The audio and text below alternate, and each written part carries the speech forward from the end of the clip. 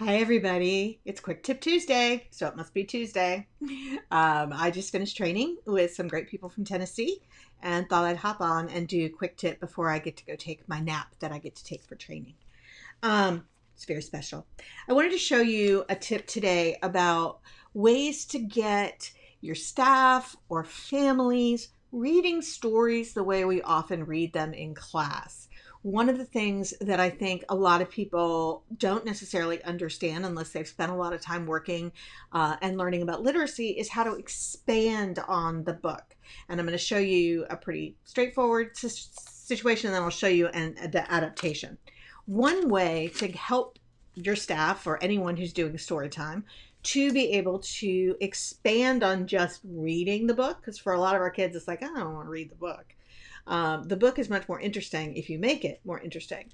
So this is just a way you can use Post-it notes. So Noodle, what's the name of the book? And this cues the person to ask that question. And then you can open it up. And here's their Post-it note. Noodle, story by Monroe Leaf. Pictures by Ludwig. You should read the book before you read the story.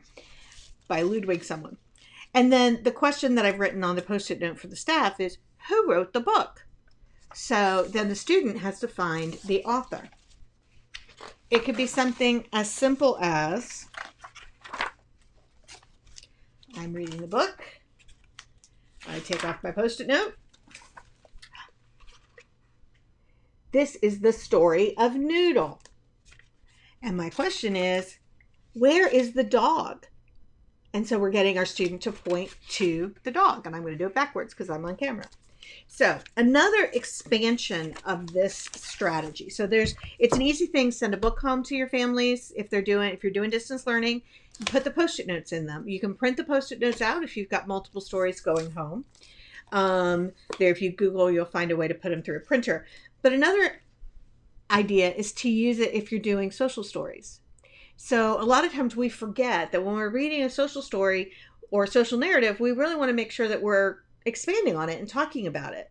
So this is just about waiting to be called on to talk. It happened to be when I put my hands on. The teacher wants us to raise our hands and be called on to talk so that everyone gets a turn. And then she can check what everyone wants to say. And my question that was on this page for me is to ask the student, what does the teacher want you to do? And that way, we're giving them the opportunity to participate in the story. So even if they're not reading it, you could read it to them, but get their participation. Next page. I open it facing me because I've got a Post-it note on it. Sometimes when I raise my hand, the teacher will call on me and answer or share. Sometimes the teacher will call on someone else.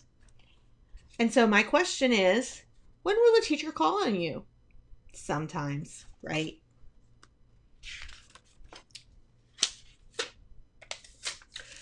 When the teacher calls on someone else, I may feel disappointed.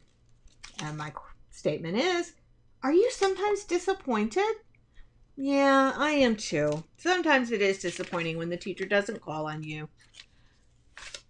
I will try not to yell and get upset. I can write down what I wanted to say on a note on my desk to tell the teacher later.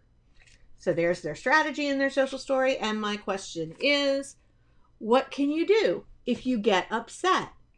Right, you can write it down on a note. You get the idea. I won't hold you any longer.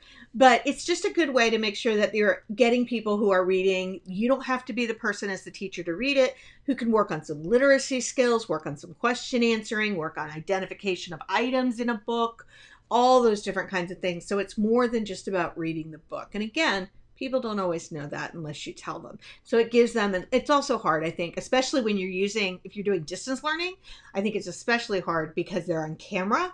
So sometimes having those crib notes can be really helpful. Thanks for coming to Quick Tip Tuesday, and I'll be back next Tuesday with another tip. Bye, guys.